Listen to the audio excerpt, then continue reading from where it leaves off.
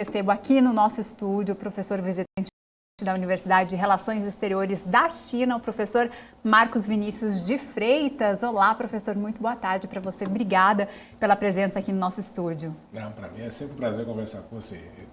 Bom, o professor que estará aqui todas as sextas-feiras com a gente para repercutir o cenário internacional que impacta no mercado financeiro. Então, você que tiver uma pergunta aí relacionada a esse assunto, né, o cenário internacional, ao mercado financeiro, pode deixar aí toda sexta-feira para a gente, que a gente repassa aí para o professor que entende bastante sobre o assunto.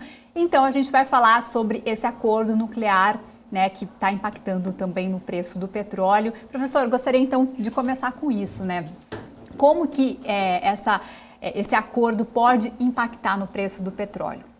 O que nós vemos, Isa, é o seguinte, né? Depois que houve a pandemia, durante o período da pandemia, houve aí um decréscimo no consumo de petróleo e que teve até mesmo o preço do petróleo caiu bastante. A gente até se recorda diziam dos preços negativos do petróleo.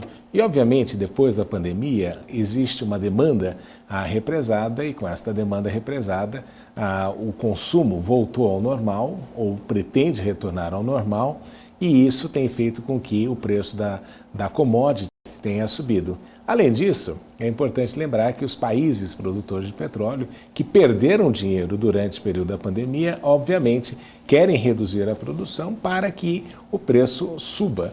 E você tem aí dois aspectos importantes, uma demanda global que aumenta e a necessidade desses países de buscarem uma recuperação econômica através da commodity que eles possuem. Então, o que você entende? Isso afeta todos os mercados globais, afeta a questão inflacionária em todos os lugares, particularmente nos Estados Unidos. E você nota também que o presidente dos Estados Unidos tem sido muito intenso na questão de tentar aí estabelecer um acordo com os países produtores de petróleo para que eles coloquem mais petróleo no mercado. Um dos países importantes nesta equação, sem dúvida, é o Irã, que é um grande produtor de petróleo, mas que em razão das sanções e do fato de não ter um acordo que funcione na questão de armamentos nucleares, uma vez que existe aí uma pressão internacional para que o Irã não tenha armas nucleares, e a necessidade deste acordo, que foi feito pelo presidente Barack Obama, mas abandonado pelo Donald Trump, tenta se reconstituir este acordo e se busca aí uma necessidade de se reunir as partes na mesa de negociação para que o Irã abandone a ideia de ter armas nucleares. E por que o Irã quer ter armas nucleares? A gente sabe que existe ali um conflito entre sunitas e xiitas, qual é o país mais importante da região, se será a Arábia Saudita ou se será o Irã, e existem todas essas preocupações de um Irã nuclearizado.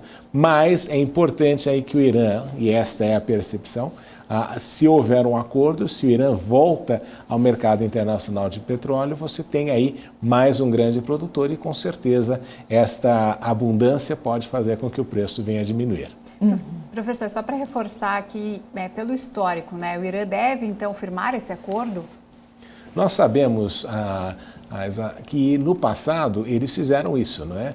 Agora, o acordo tem de ser uma coisa importante para os dois lados, né? Porque se por um lado os Estados Unidos querem que o Irã não se nuclearize, porque é uma preocupação regional, por outro lado, o Irã também quer ter algum tipo de garantia que os Estados Unidos não aplicarão a fórmula que os países ocidentais têm feito no passado de troca de regime. Ou seja, o instrumento nuclear, o instrumento do armamento nuclear, é uma forma de o governo dos ayatollahs se blindar contra qualquer tentativa de se trocar o regime. Como nós vimos uma tentativa acontecendo na Síria, como aconteceu na Líbia, como aconteceu no próprio Iraque, vizinho do Irã, com o qual os dois, e uma guerra ali de 8 anos, em que o Saddam Hussein foi basicamente rifado depois. Então, o que você nota é que o Irã quer esta garantia e, por um aspecto muito importante até, para a gente não esquecer, foi este tipo de acesso ao equipamento nuclear, às armas nucleares, que fez com que o Kim Jong-un e a família Kim permaneça no poder na Coreia do Norte. Então, esta é a questão fundamental aí. Qual é a garantia que vai ser dada de que não se tentará ou não se flertará com a ideia de troca de regime? Até porque recentemente nós vimos aí né, o conflito, né, do Talibã, né, com o governo de Joe Biden, que deveria ter se precavido melhor, talvez, né, negociado, ter feito melhores negociações, e aconteceu, né, o que a gente viu recentemente com o Talibã, né? Os Estados Unidos, então, na sua opinião, deveria se preparar, deveria oferecer mais sanções aí para que haja um acordo realmente que vale a pena? Nós vemos assim, Isa, que, no geral, as sanções não têm funcionado se elas durarem um tempo grande, não é? Se você fizer uma linha de tempo, fizer sanções intensas e focadas, você vai conseguir alguns resultados. Mas à medida em que as sanções se prolongam no tempo, os países começam a encontrar formas alternativas. Veja, se sanções funcionassem, Cuba não continuaria ainda sob a direção, direta ou indireta agora, da família Castro. Então você vê que sanções funcionam desde que elas sejam aplicadas por um relativo curto período de tempo, como aconteceu, por exemplo, no caso da África do Sul, com relação ao apartheid na década de 80.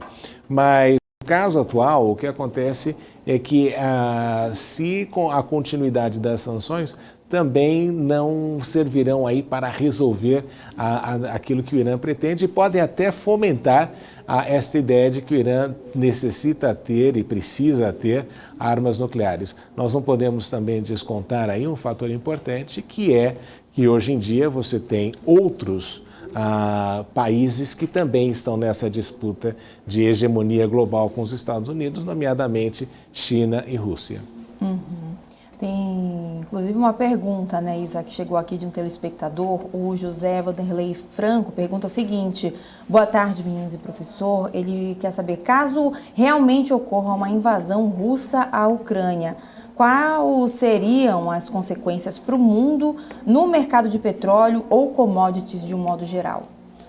Nós sabemos que a Rússia é um grande produtor de petróleo e necessariamente a Rússia vai ter de utilizar este recurso e colocar isso no mercado internacional, e razão porque uma das sanções vai justamente no setor energético russo para tentar persuadir ao Vladimir Putin a não tentar a rota de invadir a Ucrânia. Mas nós sabemos que seria uma ação de guerra, seria a maior ação de guerra depois da Segunda Guerra Mundial, e que poderia ali, no calor, né, da briga, você poderia atirar ou poderia, de alguma forma, fazer com que um membro aliado da OTAN fosse prejudicado. E por essa razão até que o presidente Biden determinou a retirada imediata dos americanos, dizendo que ele não poderia se responsabilizar, porque se isso acontecesse, você poderia criar aí um mecanismo e uma necessidade de uma guerra entre duas potências nucleares. Ninguém quer ver e nenhum dos dois pretende que isso aconteça. Mas o resultado é que o preço das commodities deverão subir justamente pela instabilidade que isso causará no mercado internacional e também pelo fato de que os países europeus certamente também sofrerão as consequências de qualquer movimentação nesse sentido, porque a retirada da Rússia do mercado de fornecimento de energia na Europa é extremamente prejudicial, razão porque até mesmo ontem o presidente Emmanuel Macron começou a reestabelecer usinas nucleares na própria França. Uhum. Maravilha. E mudando de assunto agora um pouquinho, o JP Morgan, o professor, anunciou hoje uma projeção sobre os preços, né, do petróleo. A gente estava até falando, inclusive, sobre esse assunto, né, que podem subir para $120 por barril se as exportações da Rússia forem prejudicadas, né, pelas tensões com a Ucrânia. A gestora, inclusive, alertou ainda que se as exportações russas de petróleo forem cortadas pela metade, o preço do petróleo Brent provavelmente subirá aí para $150 o barril. Você que já acompanhou vários conflitos como esse, você acredita que realmente possa acontecer uma invasão? Eu não acredito que nós vamos ter aí uma invasão na escala total, até porque eu não acredito que o presidente Vladimir Putin vai querer fazer algo nesse sentido, justamente porque criaria aí uma animosidade internacional ainda maior. Embora nós saibamos que ele já fez isso com relação à Geórgia e fez isso também com relação à Ucrânia no passado. Então, como o Boris Johnson disse, esta é uma das semanas mais difíceis que nós temos aí no cenário internacional, justamente porque nós não sabemos, tudo depende aí da cabeça do Putin e da decisão que ele vai tomar estrategicamente. Mas o resultado é que qualquer ação será devidamente virá com uma contra-reação, e a reação, obviamente, vai ser na área financeira, porque os britânicos já disseram que não mandariam tropas para a Ucrânia, e os Estados Unidos também disseram o mesmo, e é importante até relembrar que a Ucrânia não é membro da OTAN, então não existe aí a obrigação de os países defenderem a Ucrânia nessa situação. Bom, professor, mudando um pouquinho de assunto aí, de petróleo, né?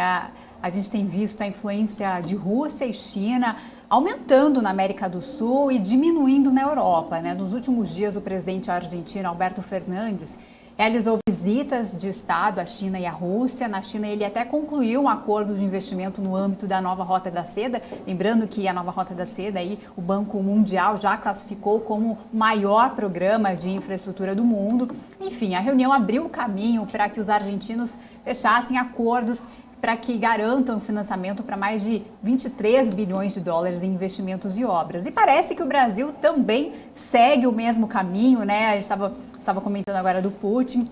O presidente Jair Bolsonaro deve fazer uma visita logo mais à Rússia. Como que você enxerga, então, essa aproximação do Brasil à Rússia e China e diminuindo aí com a Europa?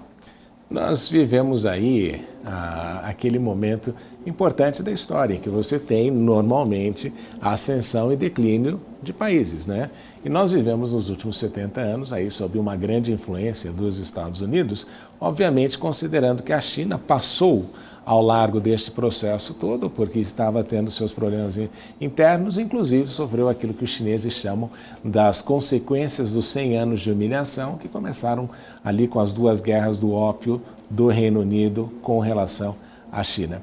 Então, este processo de ascensão da China, que começa em 1978, com a famosa reforma e abertura de Deng Xiaoping, fez com que o país rapidamente progredisse e crescesse economicamente, se transformasse aí no maior mercado consumidor global. Se nós fizermos a projeção, como se espera de que em 2049 a renda per capita chinesa chegue a 20, 25 mil dólares, é só você pensar no impacto disruptivo que tem isso, né? 1,4 bilhão de pessoas com um poder enorme de consumo. Então, o que acontece é que Estados Unidos e Europa, por mais que tentem, não investirão muito mais no Brasil e não diversificarão muito mais os seus investimentos. É por essa razão que eu sempre afirmo que os ganhos que nós podemos ter na relação com estes dois, com os Estados Unidos e com o bloco europeu, será no geral marginal, enquanto que com a China nós podemos ter aí uma relação exponencial, porque nós não somos concorrentes, não é? Os chineses compram produtos que o Brasil vende, e existe aí a possibilidade de uma estratégia, como os chineses gostam de dizer, né? O ganha-ganha, o win-win. E esta foi a inteligência do Alberto Fernandes. Ele está com uma situação complicada na Argentina, não consegue passar o Pires para o Fundo Monetário Internacional, porque os investidores norte-americanos não estão querendo aí revalidar e emprestar mais dinheiro para a Argentina. E, obviamente, ele entendeu que a China, que hoje em dia é o parceiro comercial mais importante da Argentina, passou o Brasil no ano passado, e é o país que tem essa capacidade de investir. E investimentos em infraestrutura, isso que é importante enfatizar. Só por um ponto aqui que eu gosto sempre de dizer, os chineses dizem assim, construa estrada e fique rico. No Brasil a gente acha que tem que ficar rico construindo a estrada, mas os chineses dizem que você vai ficar rico depois que a estrada estiver pronta, porque você vai ter ali toda a possibilidade de construir cidades, um monte de coisa. E é o que a Argentina precisa. E se a Argentina melhorar a sua logística, é capaz da soja argentina ficar um custo mais acessível, mais barato e aumentando muito mais a competitividade, até mesmo com a produtividade da soja no Brasil. Então você vê, né, são fatores todos bem casados, e eu acho que nesse sentido o Fernandes teve essa visão aí de entender que, olha, a Rússia ele está apoiando politicamente, a China ele está passando o Pires e pedindo investimentos em infraestrutura, inclusive solicitando para se tornar membro do BRICS, porque ele entende que é importante ter acesso mais direto, tanto à Rússia como à China. Ainda mais nesse momento em que a Argentina se encontra numa situação muito complicada economicamente, né, professor? Só para encerrar aí e complementar a sua resposta, né, eu queria saber a sua opinião de mais política interna aqui, porque o presidente Jair Bolsonaro vai visitar a Rússia, né, terá um encontro com Vladimir Putin, assim como o presidente argentino Alberto Fernandes. E esse ato de ir à Rússia, justamente neste momento com um conflito entre Rússia e Ucrânia, pode dar um sinal negativo, né? As pessoas têm olhado com maus olhos aqui no Brasil essa visita do presidente Jair Bolsonaro até a Rússia.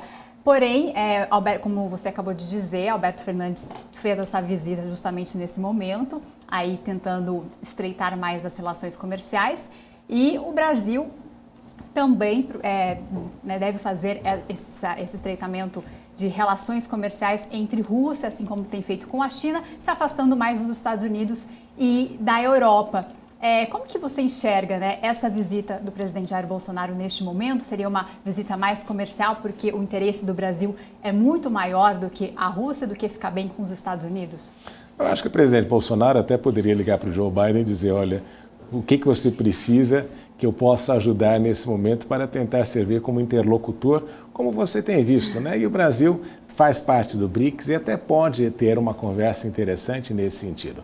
Obviamente que os Estados Unidos não querem tantos interlocutores, até porque entendem que a conversa tem que ser direta entre o Biden e o Putin, mas nós vemos que isso não tem ido a lugar algum. Eu acho que não se pode querer que o governo brasileiro faça exatamente aquilo que o Washington determina. Existe aí uma autonomia, existem os interesses nacionais e o que é mais importante, Isa, neste momento, é o Brasil saber exatamente quais são os interesses que tem e o que quer extrair desta visita, né? Porque também nós sabemos que não pode ser aí uma viagem só de passeio, você precisa ter uma pauta que seja importante para os dois países e o presidente até pode levar aí a solidariedade do povo brasileiro no sentido de querer uma solução pacífica para o conflito que se avizinha. Mas eu sempre digo, mais importante do que ir à Rússia seria se o presidente tivesse pegado o mesmo avião e também fosse à China participar das Olimpíadas de Inverno e tentasse aí fazer um pouco daquilo que o Fernandes inteligentemente fez de tentar algum acordo para que a infraestrutura no Brasil, que sofre tanto de atrasos tecnológicos e de avanços, aí que nós pudéssemos ter algum acordo nesse sentido. Tá certo, muito obrigada pelos esclarecimentos aqui com a gente hoje. Obrigada pela participação, por vir até o nosso estúdio aqui. Obrigada, professor Marcos Vinícius de Freitas, que é professor visitante da Universidade da China, professor de Relações Exteriores. Obrigada pela participação e ele estará toda sexta-feira aqui com a gente, não sempre presencial, né, mas virtualmente, mas estará aqui complementando as informações aqui do cenário externo. Obrigada, professor. Eu que lhe agradeço pela oportunidade, é sempre um prazer conversar com vocês.